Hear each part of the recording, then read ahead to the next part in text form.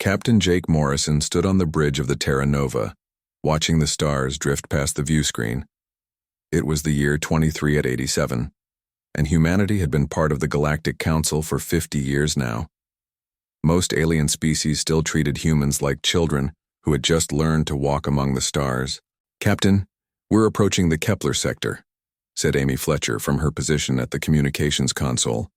Her fingers moved quickly over the controls as she monitored signals from across the system. Jake nodded and turned to his first officer. "Rick, what do we know about this place?" Commander Rick Hayes pulled up data on his tablet. According to galactic records, there was a massive battle here about 200,000 years ago. The Zephyrians say it was before any of the current empires existed, some kind of ancient war that nobody talks about anymore. Dr. Lisa Grant looked up from her archaeological equipment. She had joined this mission to study old battlefields and learn about the galaxy's history. "The energy readings are incredible, Captain. Whatever happened here was bigger than anything we've seen before." The Terra Nova moved slowly through the debris field. Pieces of metal and crystal floated in space, some as large as buildings. Jake had seen plenty of old battlefields during his 20 years in space, but this one felt different. The wreckage seemed to go on forever in every direction. "Amy, are you picking up anything unusual?" Jake asked. "Yes, sir. I'm getting some strange signals from that large piece over there." Amy pointed to a massive chunk of twisted metal that looked like it had once been part of a ship's hull. "The metal composition is unlike anything in our databases." Dr. Grant moved to Amy's station and studied the readings. Her eyes widened as she read the data. "This is impossible. The metal shows traces of elements that we use in human ship construction, but the dating puts it at over 100,000 years old." Rick laughed. "Doc, humans have only been in space for a few hundred years. There's no way our metals could be floating around out here for that long." "I know what the readings say," Lisa replied firmly, "and they don't lie." Jake made a decision. "Amy, take us closer to that wreckage. Lisa, prepare a shuttle team. I want to get inside that thing and see what we can find." 2 hours later, Jake found himself floating in zero gravity inside what remained of an ancient spacecraft. The corridors were massive, built for beings much larger than humans. Emergency lighting still flickered in some sections, powered by technology that had somehow survived for millennia. "The power systems are still partially active," Dr. Grant said through the comm system. She was examining wall panels with her scanner. "Captain, you need to see this." Jake pushed himself through the corridor to where Lisa was working. She pointed to symbols carved into the metal wall. At first they looked like alien writing, but as Jake stared at them he began to recognize patterns. "These look almost like letters," he said. "Not almost like letters, Captain. They are letters, Old English letters, but definitely human writing." Lisa's voice was excited but confused. "Look at this section here. It says Emergency Protocol 7, and this part mentions something called Genesis Arc." Rick's voice came through their comm units. "Captain, we found what looks like a data core. It's heavily damaged, but Amy thinks she might be able to extract some information from it." They spent the next 6 hours carefully removing the data core and several other pieces of technology from the ancient ship. The work was slow and careful. Nobody wanted to damage what might be the most important archaeological find in human history. Back on the Terra Nova, Amy worked for 2 days trying to decode the information in the data core. Jake watched her struggle with frustration as most of the data appeared corrupted or written in languages their computers couldn't understand. "I'm getting some partial files," Amy finally announced. "Ship logs, I think. But the language is strange. It's like English, but much older than anything we have records of." Dr. Grant joined Amy at the computer terminal. Together they worked to translate what they could recover. Slowly, pieces of text began to appear on the screen. "Day 47,832 of the Long Sleep Protocol," Lisa read aloud. "The enemy continues to advance through the outer systems. Project Genesis Arc shows promise, but we may not have enough time to complete the final phase." Jake felt a chill run down his spine.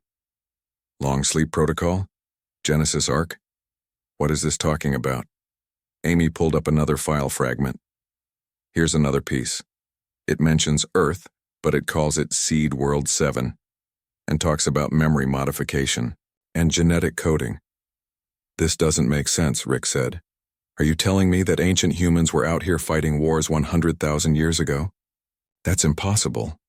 Before anyone could answer, alarms began sounding throughout the ship. Amy quickly switched to external communications and her face went pale. Captain, we have visitors.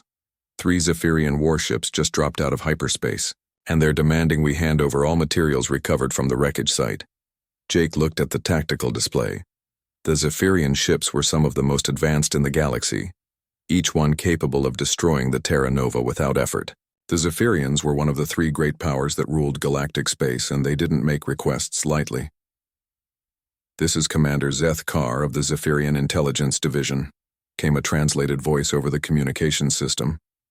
Human, vessel, you have recovered materials that pose a threat to galactic security. You will transfer all data and artifacts to our custody immediately. Jake looked around at his crew.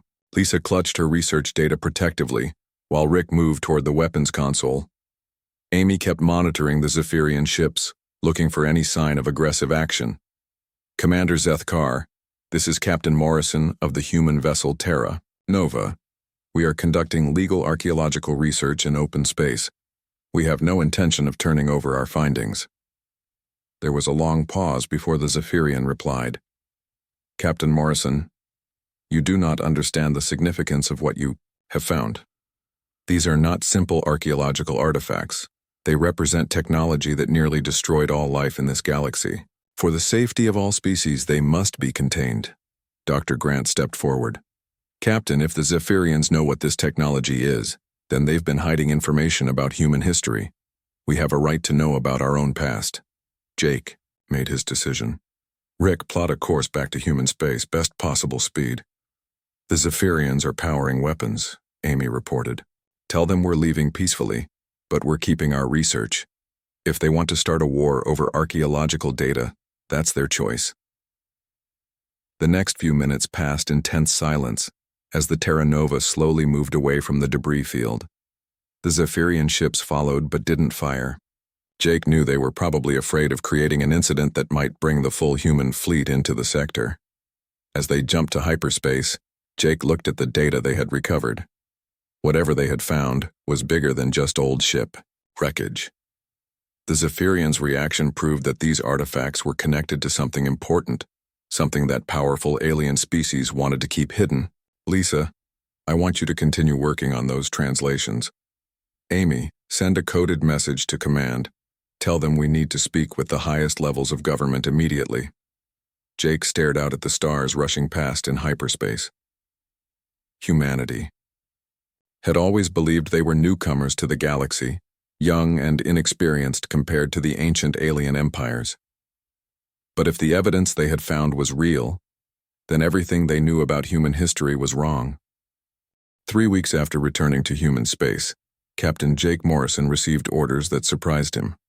Instead of being called to Earth for questioning, he was told to follow coordinates found in the ancient data core. The human government wanted answers, and they believed the Terra Nova crew was closest to finding them. The coordinates led them to the Tau Ceti system, a place that had been surveyed many times but never fully explored. As they dropped out of hyperspace, Jake expected to find empty space or maybe a few asteroids. What he saw instead made him grab the edge of his command chair. Captain? Amy Fletcher said, her voice barely above a whisper. Are you seeing this? Floating in space before them was a structure so massive it could have been a small moon. It looked like a giant shipyard, with docking bays large enough to hold ships 10 times bigger than anything humanity had ever built. The entire facility was dark and appeared to have been abandoned for thousands of years. Dr. Lisa Grant ran every scanner they had over the structure. It's definitely artificial.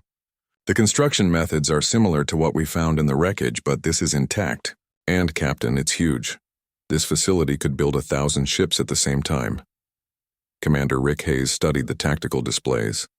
No energy readings, no signs of life. It looks completely dead. Jake made a decision that would change everything. Take us closer. If this is connected to those ancient ships, we need to know what it is. As the Terra Nova approached the facility, something unexpected happened. Lights began turning on across the massive structure. Docking bay doors opened and energy readings spiked on every scanner. "Captain, the facility is coming online," Amy reported. "It's responding to our approach." "How is that possible?" Rick asked. "This thing has been dead for who knows how long." A beam of light suddenly surrounded the Terra Nova. Jake felt a strange tingling sensation, and every human on the ship reported the same feeling. The aliens in their crew noticed nothing. "It's scanning us," Lisa said. "But only the humans. The alien crew members aren't being affected." The scanning beam disappeared and a voice came over their communications system. It spoke perfect English, but with an accent none of them had ever heard before. "Welcome home, children of Earth. I am Admiral Kate Sullivan, commander of the Genesis fleet. We have been waiting for you for a very long time." Jake looked around at his crew in shock. "Admiral Sullivan, this is Captain Morrison of the Human. Vessel Terra Nova. Who are you and how long have you been waiting?" "Captain Morrison, please dock your ship in Bay 7. There is much we need to discuss, and very little time to do it. The enemy that forced us into the long sleep is beginning to stir again." The docking procedure was unlike anything Jake had experienced. The facility's automated systems guided their ship with perfect precision into a bay that adjusted its size to fit the Terra Nova exactly. As they landed, atmosphere and gravity were restored around them. Jake took a small team to meet whoever was waiting for them. Lisa and Amy came with him along with Rick and 2 security officers. They walked through corridors that seemed brand new despite obviously being ancient. They found Admiral Sullivan waiting in what looked like a conference room. She was clearly human, but something about her seemed different. She was tall and strong, with gray hair and eyes that looked like they had seen too much.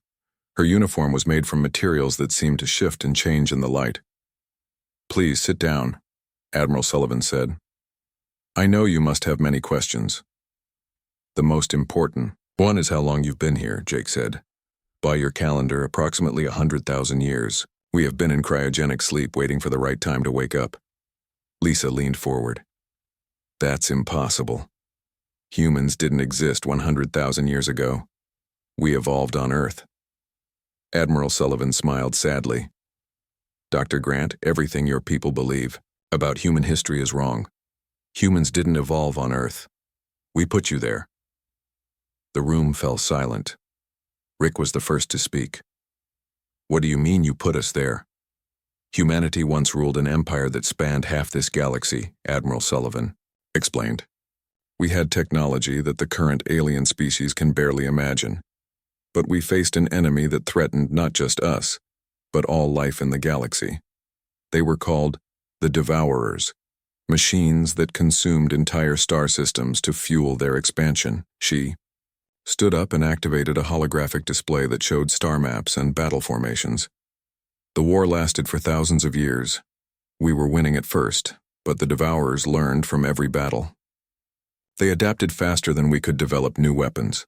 Eventually, we realized that the only way to save the galaxy was to sacrifice ourselves." Amy spoke up. "The long sleep protocol we found mentioned in the ship logs." "Exactly. We developed a plan called Project Genesis Arc. We would place our entire civilization in stasis and seed younger worlds with human populations that had no memory of the war or our technology. These new humans would grow and develop naturally while we slept, waiting for the day when the Devourers returned." Jake felt like his entire understanding of the universe was crumbling. "You're saying that Earth is one of these seed worlds?" Earth was Seed World 7. We place small populations on dozens of planets, each with slightly different genetic coding. If the Devourers found one world, the others would survive. Earth was the most successful of our experiments." Lisa was taking notes as fast as she could. "But why wake up now? What's changed?" Admiral Sullivan's expression grew serious. "Because the Devourers are coming back. Our deep space monitors detected their advanced scouts 3 months ago. The enemy that forced us into hiding is returning, and this time, they're stronger than before." She led them to an observation deck that looked out over the massive shipyard. As they watched, Jake could see construction bays activating and robot systems beginning to work on massive ship hulls. This facility is one of dozens hidden throughout the galaxy. When we went into the long sleep, we left behind everything our descendants would need to fight the Devourers: weapons, ships, technology that your current governments can't even imagine. Why didn't the alien species find these facilities? Rick asked. Because we made deals with some of them before we went to sleep. The Zephyrians, the Crystalline Dominion, and others agreed to watch over certain locations and keep them secret. In return, we promised that when we woke up, we would share our technology and help protect their civilizations. Admiral Sullivan turned to face Jake directly. But Captain Morrison, we need the help of modern humanity. Our people have been asleep for 100,000 years. We understand the old technology, but you understand the galaxy as it exists now. We need to work together. Jake thought about everything he had learned. His entire crew was struggling to accept that human civilization was far older and more advanced than anyone had believed. Admiral, how many of you are there? He asked. In this facility alone, there are 50,000 people in cryogenic sleep. Across all our hidden bases, approximately 10 million. We also have automated fleets that will activate when the time comes. Amy looked up from her data pad. Admiral, we need to contact Earth immediately. The human government needs to know about this. Already done, Miss Fletcher. As soon as your ship docked, we sent coded transmissions to your leaders. They are being briefed on the situation as we speak. Admiral Sullivan walked over to a wall display that showed energy readings from across the galaxy. The Devourers will reach the outer systems within 2 years. When they do, every species in this galaxy will face extinction unless we work together. The ancient human fleet will rise again, but we cannot win this war alone. Jake looked out at the shipyard where massive vessels were taking shape. He realized that humanity's role in the galaxy was about to change forever. They were not the young, inexperienced species that other aliens believed them to be. They were the descendants of an ancient power that had once sacrificed everything to save the galaxy. Admiral Sullivan, he said, what do you need us to do? The news reached Earth faster than anyone expected. Within days of Captain Jake Morrison's meeting with Admiral Kate Sullivan, every human colony knew the truth about their ancient past. The reaction was chaos. President Maria Santos called an emergency session of the Human Council. She stood before representatives from every human world, her face showing the strain of sleepless nights spent reading reports that challenged everything humanity believed about itself. Citizens of the Human Federation, she began, we face a situation unlike anything in our recorded history. The evidence is clear. We are not who we thought we were. On Earth, riots broke out in major cities. Some humans worshipped the ancient fleet as gods returning from legend. Others feared them as conquerors coming to reclaim their empire. Religious groups declared the end times had come, while scientists demanded access to the advanced technology. General Frank Cooper, head of the Human Defense Forces, met with his staff in an underground bunker. The reports on his desk painted a picture of a galaxy preparing for war. The alien empires are mobilizing, he told his officers. The Zephyrians have revealed they've been guarding ancient human weapon caches for thousands of years. The Crystalline Dominion admits their entire government was designed to eventually hand power back to returning humans. But the Void Syndicate has declared war on us. Dr. Alex Turner, the government's top technology expert, had spent 3 weeks studying data from the ancient facility. His findings were disturbing. The weapon systems Admiral Sullivan's people built are beyond our current understanding, he reported to President Santos. They can turn stars into weapons and fold space to move entire fleets instantly. If these ancient humans wanted to conquer the galaxy, nothing could stop them. Meanwhile, in the Tau Ceti system, Admiral Sullivan was dealing with her own problems. Thousands of her people were waking up from their long sleep to find a galaxy completely different from the one they remembered. Chief Engineer Sam Parker emerged from cryogenic sleep, confused and angry. Admiral, where are our worlds? Where are our cities? What happened to our civilization? We gave it up to save the galaxy, Sam, Admiral Sullivan explained patiently. Our sacrifice worked. New species rose, new civilizations flourished, and our children on the seed world survived. Colonel Troy Bennett, a military commander from the ancient era, was less understanding. So we threw away our empire for aliens who now see us as a threat? Maybe we should have let the Devourers have the galaxy. Colonel, that attitude is exactly why we need the help of modern humans, Admiral Sullivan replied firmly. They understand. Cooperation in ways we forgot during the war. Back on the Terra Nova, Captain Morrison received urgent communications from across human space. Amy Fletcher worked constantly to decode messages from government officials, military commanders, and civilian leaders, all asking the same questions. Captain, President Santos wants to speak with you directly, Amy reported. She's asking for a full briefing on Admiral Sullivan and the ancient technology. Dr. Lisa Grant had been studying the historical records from the ancient facility. What? She found painted a picture of humanity's past that was both inspiring and terrifying. Jake, the ancient humans weren't just advanced, she told him. They were facing a threat that consumed entire star systems. The Devourers aren't just ships or armies. They're something worse. Commander Rick Hayes was reviewing tactical data when alarms began sounding throughout the facility. Captain, we're getting massive energy readings from the galactic rim. Something big is moving toward inhabited space. Admiral Sullivan's voice came over the communication system. All personnel to battle stations. The Devourers have begun their advance. We have less time than we hoped. Jake rushed to the facility's command center where Admiral Sullivan was coordinating, with multiple ancient human bases across the galaxy. The displays showed a terrifying sight. Entire star systems on the galaxy's edge were going dark, their energy being consumed by an approaching fleet of massive machines. How many ships are we facing? Jake asked. Ships? Admiral Sullivan shook her head. Captain, the Devourers don't use ships as we understand them. They are machines the size of moons that consume everything in their path. Each one can destroy a solar system and use that energy to build more of themselves. Chief Engineer Sam Parker pulled up technical displays that hurt to look at. In our time, we fought them for 10,000 years. Every time we destroyed one, it would transmit its data to the others, and they would adapt. By the end of the war, our most powerful weapons couldn't even scratch them. The situation grew worse when reports arrived from the Void Syndicate territory. The criminal organization that controlled large sections of space had decided to side with the Devourers, believing they could profit from serving the machines. The Syndicate is offering to guide the Devourers to inhabited worlds in exchange for being allowed to survive, Rick reported.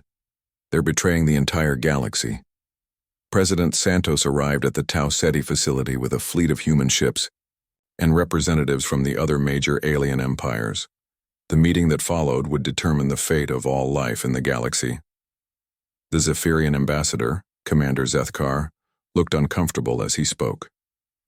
For 50,000 years, my people have guarded ancient human weapons waiting for this day. We knew the Devourers would return eventually. The Crystalline Dominion's representative, a being of living crystal named Resonance of Truth, flickered with nervous energy. Our entire governmental structure was created to prepare for humanity's return. When your ancestors went to sleep, they left us instructions on how to keep the galaxy stable until you woke up. Admiral Sullivan addressed the gathering. My people sacrificed our civilization to give all of you a chance to grow and flourish. Now we face the same threat that forced us into hiding. But this time, we're not alone. Dr. Turner had been studying the ancient defensive systems. His report was both hopeful and frightening. Admiral Sullivan, the network your people built is incredible. Hidden weapons platforms in every major system, automated fleets in deep space, and technology that can weaponize stars themselves. But it requires human genetic codes to activate. That's correct, Admiral Sullivan confirmed. Every human, both ancient and modern, carries the biological keys needed to activate our defensive network. But we need cooperation from all species to coordinate the defense. Jake realized the full scope of what they were facing. You're talking about turning the entire galaxy into a weapon. If necessary, Captain Morrison. The Devourers consume everything. They don't negotiate, they don't retreat, and they don't show mercy. The only way to stop them is with overwhelming force applied simultaneously across thousands of systems. President Santos looked around at the alien representatives. Are your people willing to follow human leadership in this war? Commander Zethkar spoke for the Zephyrians. Our empire has prepared for this moment for millennia. We will follow ancient human commands. Resonance of Truth's crystal form pulsed with determination. The crystalline dominion exists to serve this purpose. We are ready. But even as alliances formed, reports continued to arrive of devourer machines consuming outer rim systems. Entire civilizations were being wiped out as the mechanical monsters advanced toward the galaxy's core. Admiral Sullivan activated displays that showed the scope of the ancient human defensive network. Weapon platforms hidden inside asteroid fields, entire fleets disguised as space debris, and installations buried in planets across thousands of systems. The network is awakening, she announced, but we need every human, ancient and modern, to take their place in the defense grid. This is what our ancestors died to prepare for. Jake looked out at the stars, knowing that somewhere in the darkness, an ancient enemy was approaching. Humanity's true test was about to begin. The Devourer fleet reached the middle systems faster than anyone expected. Captain Jake Morrison stood on the bridge of his new command ship, the ancient dreadnought Eternal Vigil, watching as entire star systems went dark on the tactical display. Admiral Kate Sullivan had given him command of the Joint Human-Alien Task Force, combining ancient human warships with modern vessels from every species in the galaxy. The ship itself was a marvel of technology that his mind could barely comprehend. Captain Morrison, came the voice of Lieutenant Nina Walsh, a young pilot who had volunteered to fly one of the ancient fighters. The weapon systems are responding to my genetic signature, but I'm not sure I understand how they work. Commander Paul Stevens, who led the coordination between human and alien forces, looked up from his station. Nina, don't worry about understanding them. The ships were designed to work with human instincts. Just think about what you want to do, and let the technology follow. The Eternal Vigil was unlike any ship Jake had ever commanded. It was 3 miles long and could fold space around itself to appear anywhere in the galaxy instantly. Its weapons could turn asteroids into guided missiles and manipulate gravity itself. Dr. Alex Turner had spent weeks learning how to interface modern human technology with the ancient systems. Captain, we're receiving activation signals from weapon platforms in over 2,000 systems. The network is coming online. Through the view screen, Jake could see the approaching Devourer machines. They were not ships in any sense he understood. Each one was the size of a small moon, covered in mechanical structures that pulsed with stolen energy from consumed stars. They moved through space like living things, adapting and growing as they advanced. All units, this is Admiral Sullivan, came the voice over fleet communications. The enemy has reached the Kepler sector. Phase 1 of the defense begins now. Across the galaxy, hidden weapons platforms activated simultaneously. Devices that had waited in asteroid fields for 100,000 years suddenly came alive, revealing themselves to be massive cannons that could fire projectiles at near light speed. Jake watched as the first wave of attacks hit the Devourer machines. Weapons that could destroy planets struck the mechanical monsters, but the energy was simply absorbed and used to make them stronger, just like the historical record said. Admiral Sullivan's voice carried a note of grim satisfaction. They adapt to everything we throw at them, but this time we're ready for that. Chief Engineer Sam Parker's voice came through the communication system from his position on another ancient ship. All units switch to Phase 2 weapons. Remember, we're not trying to destroy them with the first attacks. The second wave of weapons was different. Instead of trying to destroy the Devourer machines, they began to change the space around them. Reality itself twisted as ancient human technology manipulated the fabric of the universe. Nina Walsh flew her fighter through the battle, her ship responding to thoughts she didn't fully understand. Captain, my ship is telling me to target specific points on the enemy machines. It's like it knows their weak spots. Trust the technology, Nina, Jake replied. Our ancestors built these systems to fight this exact enemy. The battle was unlike anything in recorded history. It took place across dozens of star systems simultaneously, with human genetic codes activating weapons that had been hidden throughout the galaxy. Stars themselves became projectiles hurled through folded space at the Devourer machines. But the enemy was learning. Each destroyed machine transmitted its data to the others, and they began to adapt to the ancient weapons just as they had 100,000 years ago. "Admiral Sullivan," Jake called over the communications. "They're adapting faster than we expected. The same attacks aren't working twice. That's why we prepared Phase 3, Captain Morrison. Paul, signal all human vessels. It's time for the final gambit." Commander Stevens hesitated. "Admiral, are you sure? If this doesn't work, we won't get another chance. If this doesn't work, there won't be anyone left to need another chance." Across the galaxy, every human vessel began to move toward predetermined positions. Ancient ships that had slept for millennia took their places alongside modern human vessels, forming a network that spanned thousands of light years. "What are we doing?" Nina asked over the communication system. Dr. Turner's voice was filled with awe and terror.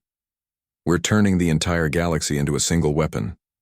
Every human, ship, every hidden platform, every star in the network, it's all connected." Jake felt a strange sensation as his genetic signature interfaced with the Eternal Vigil systems. Through the ship's sensors, he could suddenly perceive the entire galaxy. He could see every human vessel, every ancient weapon platform, every star that had been quietly modified over 100,000 years. The Devourer machines seemed to sense what was happening. They began to move faster, trying to consume more systems before the humans could complete whatever they were planning. "All humans prepare for simultaneous activation," Admiral Sullivan announced. "This is what our ancestors died for. This is why we gave up our empire. In 10 seconds, we saved the galaxy." Jake felt the countdown in his mind rather than hearing it. Around the galaxy, millions of humans, both ancient and modern, prepared to activate the greatest weapon ever built. At 0, reality changed. Every star that had been secretly modified over the millennia suddenly released its stored energy in a coordinated pulse. The energy traveled through folded space, creating a network of power that connected every system in the galaxy. The Devourer machines, which had been consuming this energy for months, suddenly found themselves connected to a trap that had been 100,000 years in the making. The energy they had stolen was turned against them, flowing backward through their systems and overloading their ability to adapt. Nina Walsh found herself at the center of the final attack. Her fighter, guided by ancient technology and her own human intuition, delivered the critical strike to the Central Devourer Command Unit. The weapon she fired was made from the heart of a star, compressed and guided by technology that bent space itself. The destruction of the command unit created a chain reaction that spread through the entire Devourer fleet. For the first time in their existence, they could not adapt fast enough to survive. Jake watched through the Eternal Vigil sensors as the mechanical monsters that had terrorized the galaxy for eons simply stopped functioning. Without their central coordination, they became nothing more than dead metal floating in space. The battle was over. The galaxy was saved. In the months that followed, the political structure of the galaxy changed completely. Humanity took its place not as conquerors, but as protectors. The ancient humans chose to integrate with their modern descendants rather than reclaim their old empire.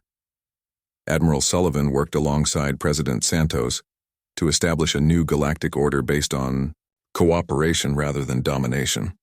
The advanced technology was shared with all species, helping them reach their full potential while ensuring that threats like the Devourers could never rise again. The Void Syndicate, which had betrayed the galaxy by siding with the Devourers, found their territories occupied by joint human-alien peacekeeping forces. Their leaders faced trial for crimes against all sentient life. Jake Morrison, now promoted to admiral, stood on the bridge of a new class of starship that combined the best of ancient and modern human engineering. Through the view screen, he could see construction ships from dozens of species working together to build new worlds and restore those damaged by the Devourer attack.